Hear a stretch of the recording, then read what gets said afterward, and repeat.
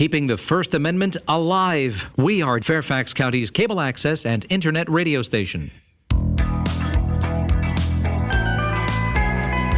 And welcome again to American Dreamtime, the Robert Doc Barham Show. I'm Doc, and today I'm here with a very good longtime friend, Tom Kaufman. Tom, say hello. Hello. All right, that's exactly right. You said hello. I said say hello. You said hello. Good. We're off to a good start. Tom Kaufman has been my friend. Do you remember the first time that we met, Tom? It's been decades. Yeah, elementary school, but I'm not sure of the exact. Probably it must have been in a classroom, like first grade. Probably is my guess. Really? Do you remember anything back that far? I mean, my earliest memory with you, I'd like to share, but I want to know what you remember. Because we have to go to the cops at some point, and our stories need to be straight. Yeah, I remember, I do remember seeing like a class picture of us. I think it's probably from second grade, not first grade, but I think I do remember like a second grade class picture. I think I've seen that too. Yeah. That's the everybody's seated together, like 3 or 4 rows of kids sitting down in their seats or standing up behind them, and then the teachers. That could, yeah. That's not the memory I have. I have more like a sort of like a yearbook type of memory, like individual pictures of the class. So I think I remember seeing that. One of my early memories is, of course, the UFO memory. Yeah. 4th grade? I think that was like 4th grade. Tom and I both shared a UFO experience in 4th grade. We researched the topic and gave a book report together. Right. Yeah, I actually think I still have that book report somewhere. Yeah. I think so. I remember our parents came over to the house and watched us, your house, and watched us give the book report before we did it at school. Right. So Tom has been my friend for a very long time, and I wanted Tom to come in today because Tom has been practicing in the process of mastering and continuing to master Judo since, when did you first start? Started around, when I was around 6 years old. Usually we would take summer vacations for about a month in Japan, and during one of those vacations, my mother decided to put me into a club in Japan. I think she didn't know what to do with excess energy I had, so she stuck me in a club. And then when we came back from the trip, looked around for a local club in the U.S. to put me in, and so I started in a club called the Washington Judo Club. The Washington Judo Club? Yes. And you were how old? I believe I was 6. 6 years old? Yeah. So now, what was it like being 6 years old and learning Judo? Well, back then there were a lot of very good competitors in the club. I guess national. Some even competed like internationally. So it was pretty intense. And back then, unlike today, I think back then the class was mixed. So the kids were mixed with the adults. So there was only one class taught at the time. So there's no division between kids and adults. And you continued learning Judo from the age of 6 onward. Right. And did you start to compete at any point in time? When? I probably competed as soon as they, the instructor, the teachers thought I was ready. So I don't remember my earliest competitions, but I'm guessing probably a couple of years before I started to compete. And then they decided to have me compete at a national level. So my actual first national competition was at 9. 9? Yeah. Okay. And that was in Colorado, 1975. So, and at that tournament, I actually placed second. second in the nation. Yeah, right. So when one goes to the nationals, is that something? Is it open to anybody? It is. What is the process that you need to go to get to the nationals, let alone finish second? Yeah. So for a junior tournament, yeah, it is. It is open to anyone. Anyone is eligible to go. There's no prerequisite. I think you just have to pay the tournament fee and register, essentially. Okay. Yeah. So what's the process of elimination? Is it a process of elimination? How does it work? The tournament itself. So the back then they had a different process of elimination. They did have a different system back then. It was called like a 5-point system, where if you win by a full point, so you're trying to avoid accumulating 5 points. Once you accumulate 5 points, you are eliminated from the tournament. So the higher scoring you could achieve during a match, the less points you accumulate. So if you win the match by a full point, you would receive 0 points against you. If you win by like a half a point, I think you receive one bad point. And then if you win by decision, 2. And then if you lose, you accumulate 3 points. So you have at least 2 matches. And the more you win by the full point, the further you can go. I see. Now, that's 9 years old. Right. And starting out at 6 years old, after 3 years, you go to the nationals and you finish second place. Right. Did you continue the following year competing? So I did. Yeah. The next year it was held on the East Coast in New Jersey. So that one actually I did well. I had a good draw as well. So I came out as a champion for my division, age and weight. And so that you were the national champion? Right. In that year. Okay. That year, yes. And then from then on, 11, 12, 13, moving forward, how did you place over the years? So, after that finish, my memory gets a little hazy after that, but for some reason, I don't believe I went when I was 11.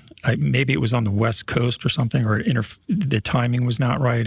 Something else was going on, but I don't remember going to the same tournament for 11. I think I do remember going like Midwest for one, maybe 12 or 13. I think that was in Indiana. And then I also remember going to a tournament West Coast with other people, I think, kind of chaperoning. I think that was in Seattle.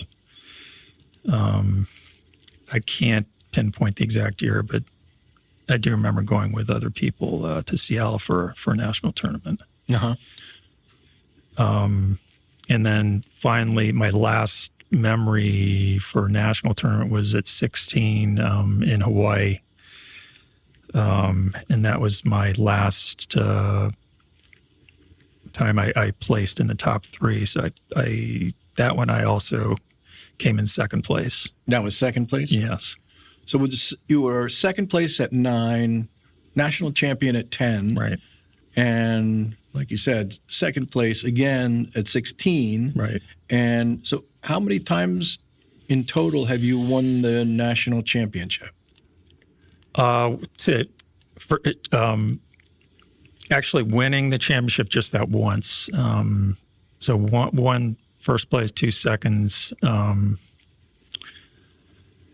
Then I believe some of the other ones that I went to probably within the top 5 is my estimation. Each one of those years? Each time that I went, I believe so. So each year that you went, you were finishing within the top 5? I believe in so. the United States? Right. Wow. And now, there was a time where, did you take a break from judo? Yeah, so right after the second place finish at 16, I did I did take a break. I took some time off. You were doing wrestling during that time, right? I was doing wrestling during that. So that was part of it. Yeah, I started to focus more on wrestling. I remember that because we were on the wrestling team together. Right. So yeah, it was hard to do both, and yeah, I sort of needed the break from judo at that point. So I did take off and then kind of stuck with wrestling. And when did you return to judo? Yeah, so I returned. My best estimate is around 94, I believe. 94, I think. 1994? Right. Okay. So that would be a break of about, what, close to 10 years? So 82 to 9, about 12 years. About 12. Yeah. Okay. And then when you returned, what happened? You were competing again? No, I didn't go back to competing at that point. I just wanted to. So if you're away from it for that long, you kind of have to get your body used to taking the falls, doing the movements and stuff. So I was just getting back, just to get used to it. And also when I came back, I did not go back to my original club that I left. I went to a club that was based at NIH. National Institute of Health. Right. They had a club, and at the time I was living in Bethesda, so it was closer to me, and I knew some of the people at that club, so decided to give it a try. I liked it. I stuck with that club for a while. There were a lot of visiting scientists who did judo that came by the club and practiced as well. So there were a lot of good people coming by there. Then eventually decided to go back to my original club. But actually, the original club location where I had left had now changed, so that the original club actually merged with the club at Georgetown University. So the Washington Judo Club was now located at Georgetown. So eventually I did go back to Georgetown. And the vibe was a little bit different. It was more, they were trying to recruit students since it was on campus. So it was a little bit different feeling, not quite as intense as in the past. But there were still some original people there that were still going. Mm-hmm. So how long did it take before you got back into competition? So 16, 20. I didn't have a big desire to go back into competition at that point, but I did eventually. I don't know if it was my first tournament, but I did go back, I'm going to say 42, maybe. I think 42. It was 2008. So there was. So once you age out of a junior competition, you can either do seniors, or if you get past a certain age, then you go into veterans competition. So at that point, I was old enough to go into the veterans. So I believe that was my first tournament I could think of that I returned to competition. And how did you fare? So that one I also won, came in first place for my particular age and weight category. So you were a national champion again? National champion again, yeah. So there was an interim of total of how many years? Between the competition and, so 42 was that one. I guess 16 was the previous one, so that's a big gap. Did you ever see the movie The Natural with Robert Redford? Right, yeah. Yeah, a little bit like that is what it sounds like. Yeah.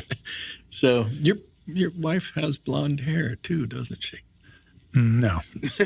No. So that's 2008 national champion again. Right. All right. And you competed since then? I've competed a little bit since then. Have not gone. I don't think I've gone back to the national tournaments. So veterans tournaments are not quite as challenging as the senior nationals would be very challenging, but I can't do it at my age. I would not fare well. The veterans, there's not as many people going. I guess it's people are kind of busy with life, work life. They don't seem to travel as much. If the tournament's like on the other coast, maybe they won't go. You have to take time off work, so it might be harder to schedule. I guess people are not 100% focused on competitions. So you're not getting people in tip-top shape usually. So yeah, the seniors I think is harder than the veterans. Definitely harder. So do you think that you will return to more competition in the future? Maybe after a 20-year break or something? Yeah. No. Yeah, I have to physically get ready if I'm going to do it again. I think right now they've got some little nicks and little health issues going on, but if I can get past them, maybe I would get back into it more. Yeah. I think I would start out locally or regionally first just to gauge myself and then go from there. So judo, and this might seem like we're coming at it late, but judo is originally from where? The martial art? From Japan. It is a Japanese martial art. Right. And what are the predecessors, or are there predecessor martial arts? I guess it's derived from jiu-jitsu. From jiu-jitsu? Yeah. All right. And if for those who might not know, what does judo mean? I guess roughly translated, it translates to the gentle way. The gentle way. Right. Now, how does that translate, no pun intended, but how does that translate to the art itself? The principles or the way in which the martial art works? Yeah. So the main principles are maximum efficiency, minimal effort. And so it does translate into that. You're not trying to use like 100% force to force the person into a throw. You have to be able to use to maximize the efficiency of force. You have to be able to use the person's momentum or his force against him to maximize the efficiency of your throws or your techniques. And what are some of the ways? Because I know a little bit about judo, having been thrown across the lawn by you, but I think it was a time where I bothered Tom. I said, "Teach me some judo. Teach me some." I remember. I don't know if it was you or someone else, like sort of just running at me, and then so yeah, I took advantage of that, I guess. Yeah.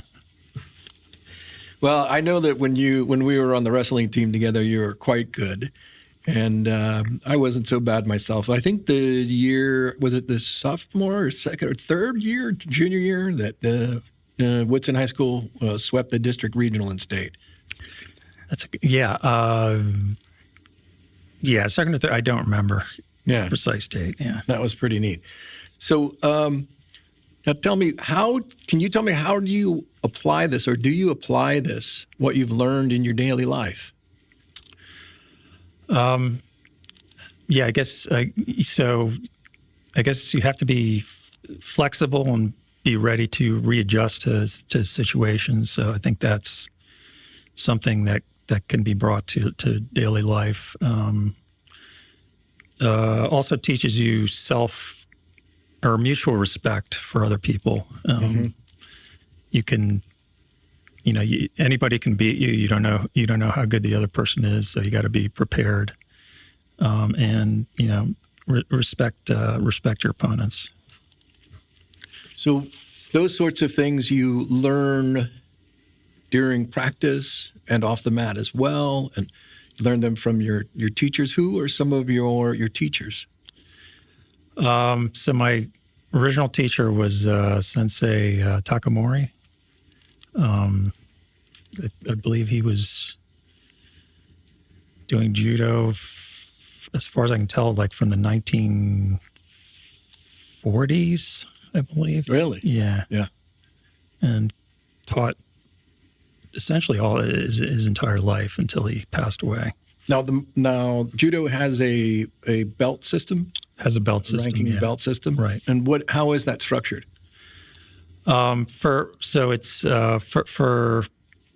There's a system for. There's a different system for juniors and for seniors. There are many more grades, different colored belts for juniors. Seniors, their cues. If you're just starting out, there's different cues. So there's white belt, green, brown, and different cues of brown. There's first, second, third degree brown, and then once you get to that level, then you can be promoted to black belt, and then there's 10 different dans or ranks of black belt. Mm-hmm. And can you share where you are along that path now? So I am third degree black belt. Third degree black belt. Right. Okay.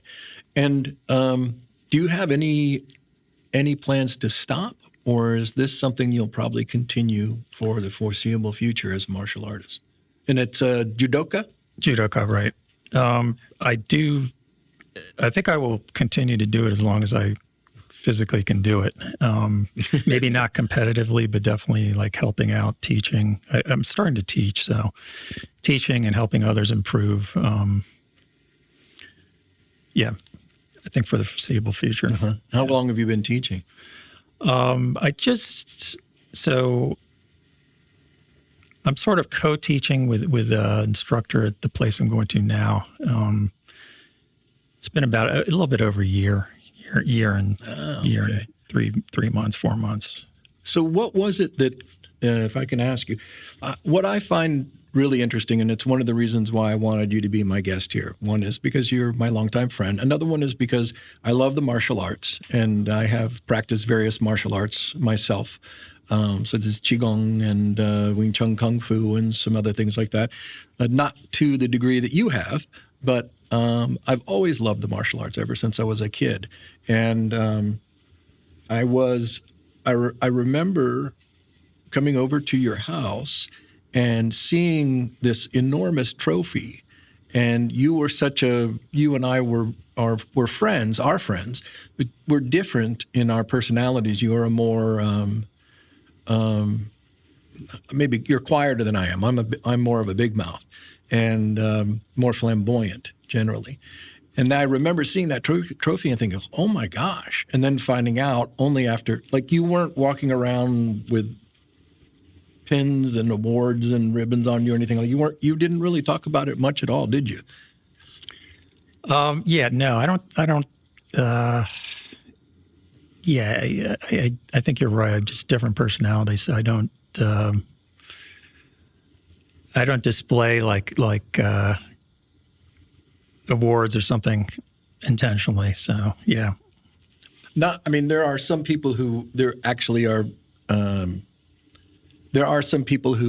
out there and but talking about what it is that they do, and I'm not saying that they are arrogant, but they make more of a show of it, and you are more reserved about it, in my opinion. I could be wrong. Am I wrong? No, that's true. So, yeah. For you, what was it that brought you back?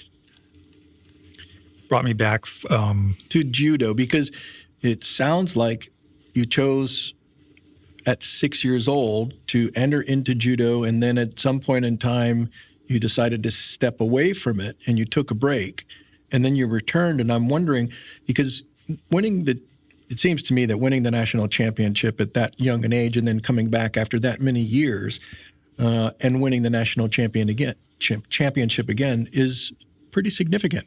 So I'm curious, what was it that brought you back?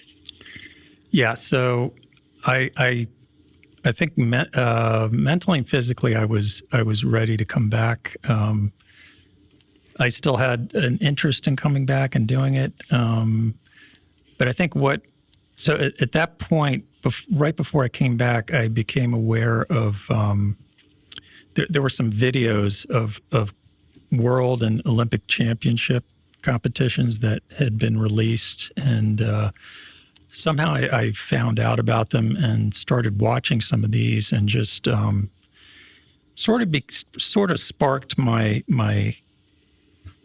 interest more, and just seeing the way things were being done. Like I hadn't seen techniques done this way before, and it was really interesting. And the other thing was that, so in one of these tapes, which was it was a World Championships, I noticed one of the competitors was actually a guy that I had competed against when I was a kid. So I remember competing against him and doing well, and here he was competing at the Worlds, and he came in second place. So that kind of also kind of sparked my interest to come back. So he finished second place? Right. Yeah. And around what year was that again? I think that was 1991 championships. Uh-huh. Yeah. And has he continued?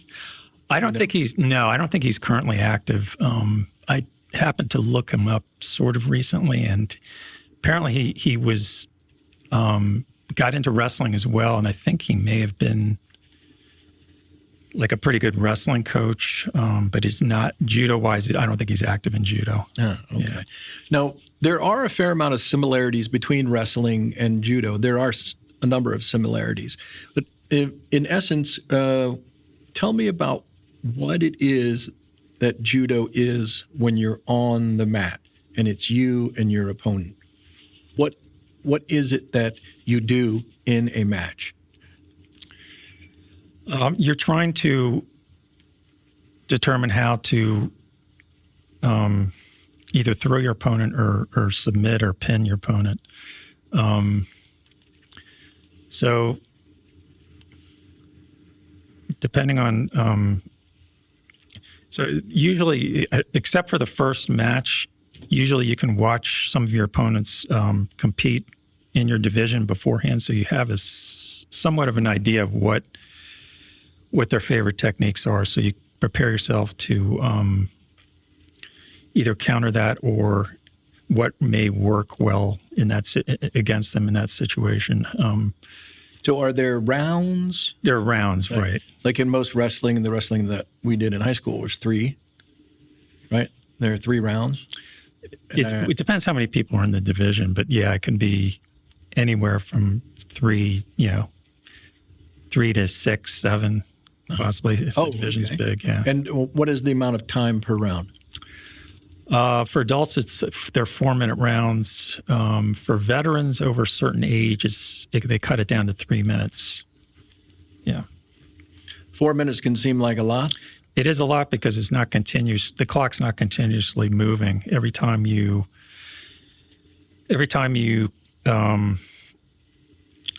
someone steps out of bounds, the clock stops, and that can be fairly often.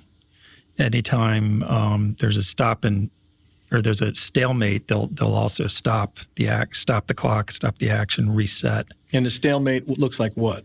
So if both people have a hold of each other and are kind of waiting for the other person to do something, if that goes on for too much of an extended period of time, they'll stop, reset.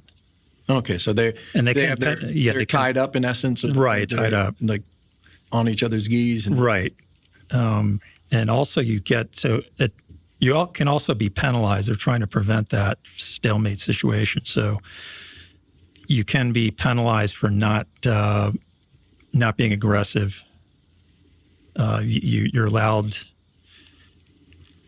You can get up to 3 penalties. So if you get the third penalty, you're essentially disqualified from you forfeit the match at that point. All right. And so you said submission, and also is there a pin? There's pins, submissions, chokes, Right. Throws. And is there, of any of those, is there one that is preferable to another? I would whatever's there, whatever's easiest to get. I would say is I don't know if there's one thing preferable. Maybe some people are better at applying one thing more than the other. But if something's there, you should definitely take that road. Got it. Interesting.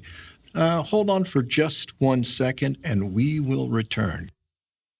Keeping the First Amendment alive. We are Fairfax County's cable access and internet radio station. Hi, I'm John Wing, and we are listening to American Dreamtime, the Robert Doc Barham Show. Thanks for tuning in. Be sure to tell your friends to tune in too. All right. We are back on American Dreamtime, the Robert Doc Barham Show, and I am here with my very good friend, Tom Kaufman. Tom, say hello to everybody. Hi, how are you doing? We've been talking for the last half hour, and we may be continuing to talk for quite a few more minutes about Tom and his experience as a national champion, multiple national champion, judoka, master or not. Well, can you say that you're at a level of mastery yet? You know what? For judo, at least my instructor's attitude was you never really become a master. You're always learning. Right. So I sort of agree with that. Is there a level, though, where you actually get acknowledged as a master? For example, I'm sorry to interrupt, but for example, I had a martial arts teacher who was referred to as both a master and then a grandmaster. Right. And I'm wondering, there must be teachers in judo who are seen as masters. Yeah, I guess there are people that are considered very knowledgeable, very, very good teachers.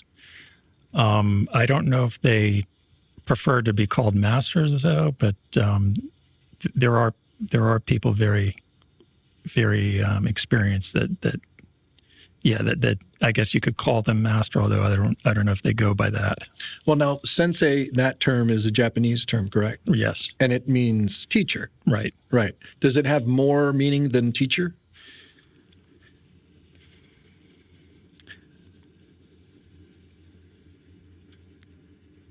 I guess teacher teacher, instructor, coach. So it could be many things. Uh-huh. Yeah. And you have been teaching now for about a year or so. Right. So I'm not considered the main instructor. I sort of assist, but sometimes the instructor has to go out of town or something, and at that point I do teach on my own. So, yeah. So I want to, for 1 second, I want to turn to a page on the web, and I want to read something that I think that you might be interested in. I know I am. That's why I'm bringing it up. It says that judo's philosophy revolves around two primary principles. And if this information is correct, please let me know. If it's not, please let me know. One is it Seryoku Zenyo? Seryoku Zenyo, yeah. Uh-huh. And this says it translates as good use of energy. Right. So that's the maximum efficiency, minimal effort. I see. Yeah. Okay. And then there's Jita Kyoe. Right. Is that right? Jita Kyoe, yep. Jita Kyoe. And that translates apparently as mutual welfare and benefit. Right. So what does that latter term mean, mutual welfare and benefit? You're trying to, so what I'm doing now, I'm trying to teach people to develop their skill, become better.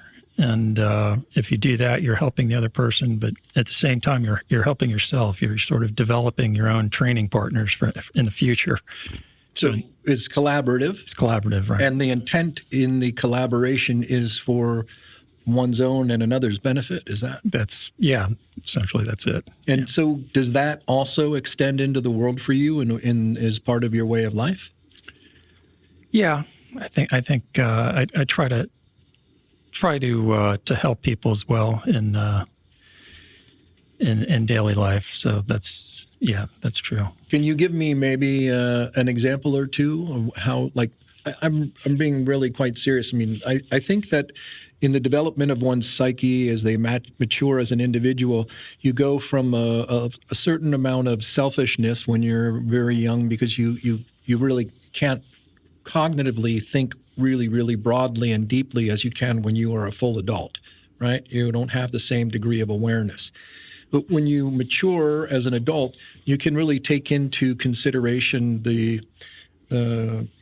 perhaps the wider circle of the consequences of your behaviors, your word and your thought and your deed, and you can really think about how what you're doing is affecting other people. And it can range from something as small as opening the door for someone or holding the elevator for someone to something quite large. So what I'm wondering, and I'm not trying to lead you here, but how specifically does it show up in your mental process and perhaps your emotional process?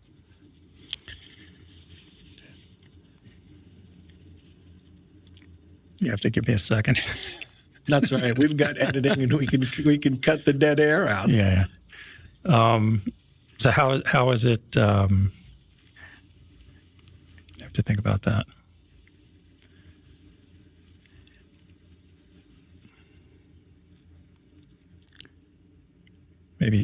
Maybe repeat what you just said. Okay. So with your family, you consider the well-being of your wife and of your daughter. Right. And you have a place where you live and you consider the well-being of that. When you are with people out in other members of your community or the individuals that you work with, what I'm trying to understand is, can you recognize, or is it so that what you learned very on is something that's translating into the real world and as part of your life? Because it seems that if someone really is involved in the mutual welfare and benefit of other individuals, and it's in the situation of where you're working out and practicing together, you can extend that out broadly. Does that make sense? Yeah, I think so. The work situation is maybe a good example. So the group I'm working with now, we're very collaborative. We each help each other out. There's something that has to be done. If someone needs help doing it, I will help them do it. And then at another occasion, they may, if I need help trying to finish something, they will help me. So it's very reciprocal. Mm-hmm. And I think we work well together. So yeah, I think that kind of. So now that's one situation. Now that you're teaching, right, you are certainly working with your students for their benefit. Right. Do you find your students are helping you become a better teacher? I think they point stuff out that they want to learn, and maybe stuff I've missed, trying to teach them how to get better. And so yeah, it's a give and take process. I'm trying to learn how to be a better teacher, and they're trying to become better at what they're doing. Now, you mentioned earlier where you are along the way as far as the belt system and the ranking. Will you continue to advance? Not intentionally. I'm not a person that strives for belt promotion. I guess some people are. It's not something I'm trying to accomplish. Yeah. So what will it take for you to get back out there? No pressure, but get back. No, like I said, physically I have to take care of some physical issues. If I can do that, if I feel I'm physically ready, I think I definitely would take the step to competing more. Okay, very good. So can you think of an example of a particular match that stands out in your mind during the course of your time in judo? One that is distinct and and particularly memorable for what transpired? I mean, I do remember the first place finish when I was young. So yeah, I do remember scoring, being the first to score in that match. I think it was a minor point, but I held on to that lead, and past a certain point, I knew that the outcome would be good. I think the guy I was competing against couldn't figure out what to do, so that was a very first time I kind of felt like a euphoria for winning after winning. Oh. Like a runner's high. It was a very distinct feeling. When was this? That was when I was 10. When you were 10 years old? Yeah. And was this, where along the way towards the national championship was this? Was this at the championship? Yeah, this was the national tournament. And how did that match go exactly? So, like I said, I was the first to score, and held on to the lead essentially till the end, till time expired. Okay, so there wasn't a pen? It wasn't a pin. It was a throw. Maybe I didn't throw him. So for a full point, you have to throw completely on the back. Uh-huh. I think maybe he landed on his side or something. So, but that was good enough to receive a score. And then the match continued. I don't think I scored again, but he also did not score. So essentially, we went till time expired. Right. The clock ran out. Clock ran out. And you said it was like did you say runner's high? Or it was the first time I felt like I had that feeling, like it was like a euphoria. Like a euphoria? Yeah. Yeah, I'm thinking of, there's a book by one of the founders of the Esalen Institute out in Big Sur, California. And one of the founders wrote a book called Mastery, and it's George Leonard. And this book, however, is written by the other founder of the Esalen Institute. And for those who don't know, Esalen Institute was something that was created, I think, in the 60s. And it's an institute that is for the exploration and expansion of consciousness and consciousness studies. And they have had some remarkable programs over the years. The particular book I'm thinking of is one that's called In the Zone, and I think the author is Michael Murphy. And in there, he has over 1,500 citations of describing those kinds of transcendent experiences that athletes have when they're really in the zone. And did it feel like that to you? Like there was a kind of flow or a zone, or does that make sense what I'm saying? Yeah, it could be that feeling. Yeah, just a sense of accomplishment, sense of you did it. Just very surreal feeling. Okay, that's really fascinating. Now, you must have had, or maybe you not? No, you don't. Must have had, but you had that? Did you have that again over the years? Similar experiences? You know what? I don't think I've ever replicated that feeling. Yeah, that was the one and only time. What do you think it was that was, if you think about it, what was special about that particular period of time that may have led to that? I think I had a lot of support, people supporting me at that time. There was, the coaches and stuff were there watching me and helping me, coaching me through it. So I think it was kind of a mutual accomplishment. I accomplished what I had set out to do, and they also accomplished what they set out to do. Yeah. So in a sense, it's the individual who is winning, and at the same time, though, it is kind of a communal effort. Right. It is a collaborative effort of the community. Right. And that's really a fascinating story. I know for myself, having been involved in a number of different sports over the years, that I've had experiences like that. I've had uh, actually I've had similar experiences of being in the zone when I'm and and I'm not comparing my zone experience to your zone experience, but for me, transcendent experience during athletic performance, and I've had it sometimes while running, and sometimes while lifting weights. Where there's for myself, there are certain goals that I've set, and I am in the midst of strength training in a particular way, lifting a particular weight, an amount, a certain number of times, whether it's a 1 rep max or multiple reps or what have you, and there's an experience inside of me that is, I get to what I will describe as an edge, where I think something comes up inside, like you cannot or may not be able to go beyond this. Does that make sense? Mm-hmm.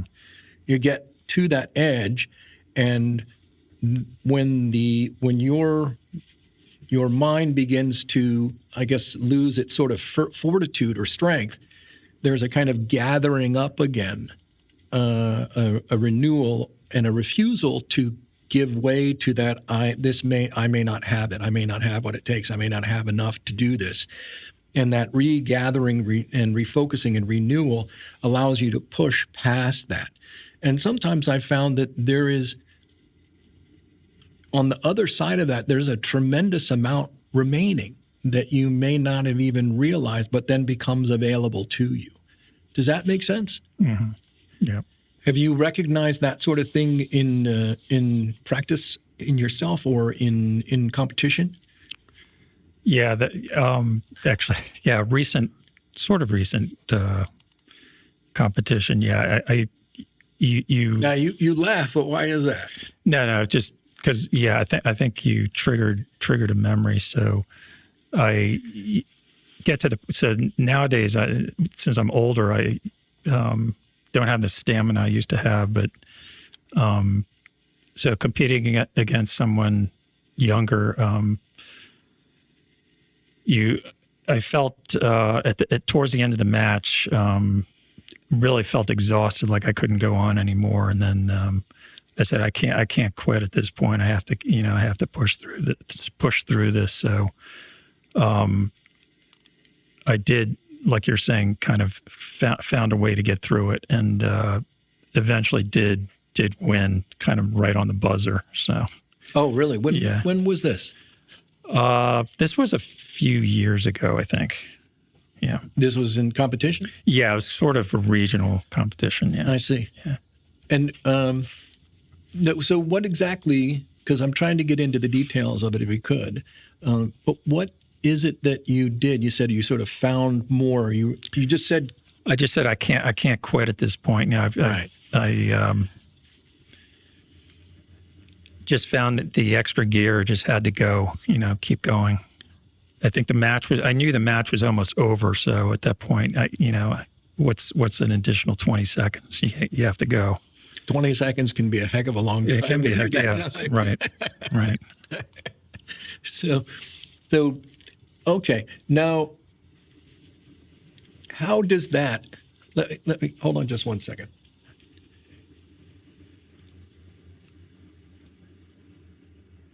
All right.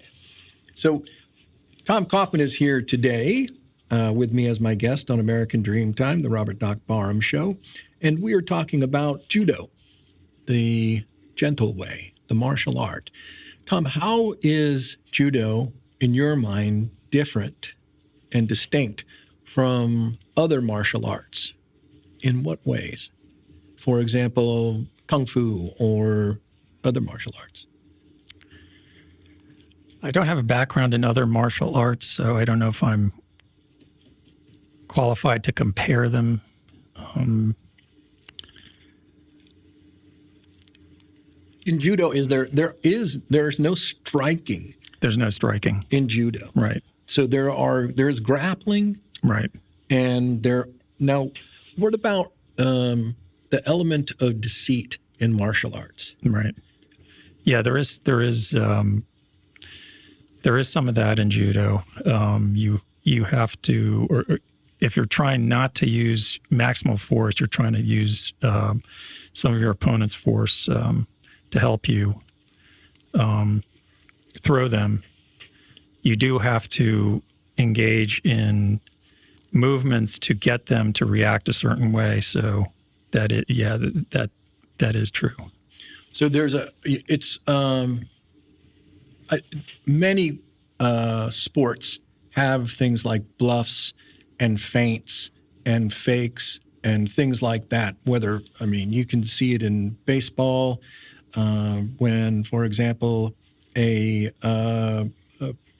first base runner might try to rattle the pitcher, and they might try to rattle the pitcher by constantly seeming as if they are going to steal for second base and try to break the focus and attention of the pitcher that way. You see it in football with play action fakes and things like that, or he's faking to one side to pass and goes somewhere else, or any number of things they do there. Same thing with passing and other things in basketball. So many sports have that. And what are some specific examples of moves that would involve a particular kind of deceit? So usually you're thinking in advance, like, what if I do this, how the person's going to react. So just like a slight hip movement or a slight head movement to one direction might get the other person to react back the other way. So you try and take advantage of that. If you do like a head fake or a slight hip movement to your left and you want to throw it to the right. So when you do the feint to the left, immediately you go in to the right side as he's reacting to take advantage of his movement in that direction. You're kind of helping him move in that direction, and you're applying your technique. Mm-hmm. Mm-hmm.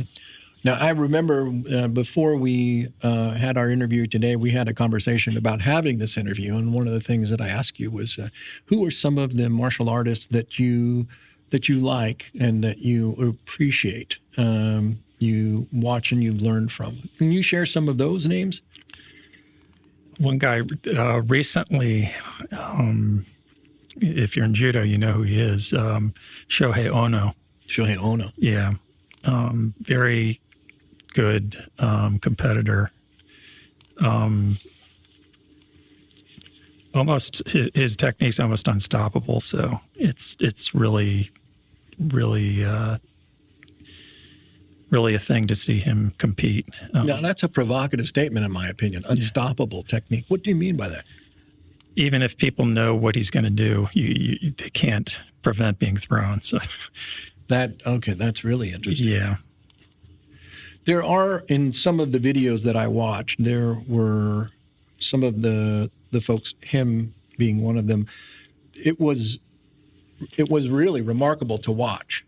Mm-hmm. They just seemed to dominate in the matches. Right. And they also, when they were not on top, so to speak, when they were down or losing, they seemed to come back strong, or their reverses were very, very were remarkable as well. Who are some of? Can you name 2 or 3 other individuals? Well, there was Yamashita. Was earlier, maybe in the 80s. He was in one of the top competitors. I think he was undefeated actually in his. Not sure exactly how many matches he had, but I believe he was undefeated. He also had very good technique. He was heavyweight, so since there's no limit on weight, you can be competing against guys a lot heavier, a lot stronger than you, but he still managed to win. There was actually a Ukrainian guy that was very good too. Yeah. Zantaraya. If you watch some of his training or seminars that he gave, just very difficult to throw. He could like spin out of almost anything that you think you would have him in midair. He would like spin out of it. So it's very, very cat-like. I guess he's considered like cat-like.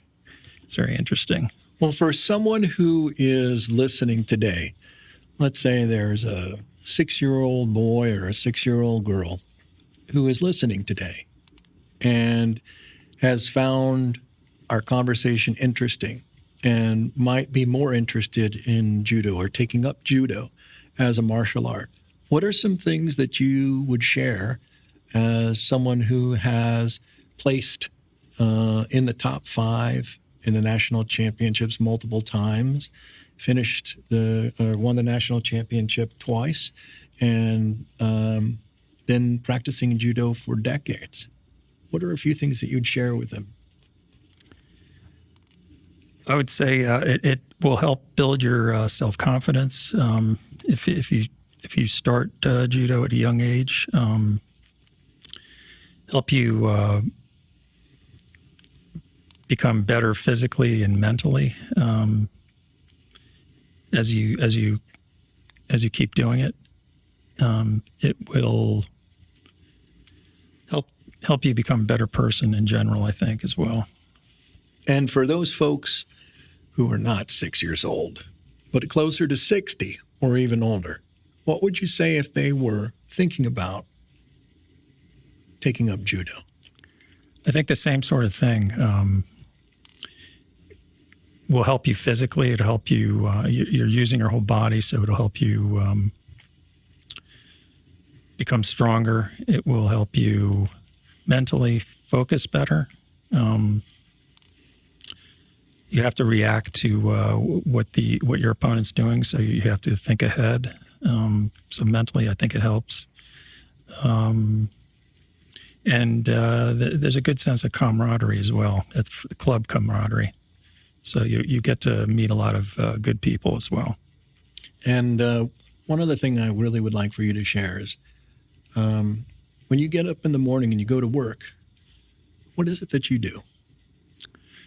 I work at a biotech company screening potential cancer drugs for activity. Uh-huh. And you went to school, where did you get your degree? So I went to GW for an undergrad degree. George Washington University. Then I did a post-grad degree at George Mason. At George Mason University. Yes. And what was that in? That was in molecular microbial biology. All right. Yeah. Tom, thank you for being here today. All right. Thanks for having me. Right. And I forgive you for throwing my microbes all that many years ago. Ladies and gentlemen, my friend Tom Kaufman has been with us today, talking with us about the gentle way of judo. And that is another episode of American Dreamtime, the Robert Doc Barham Show. We look forward to you listening and tuning in again very soon.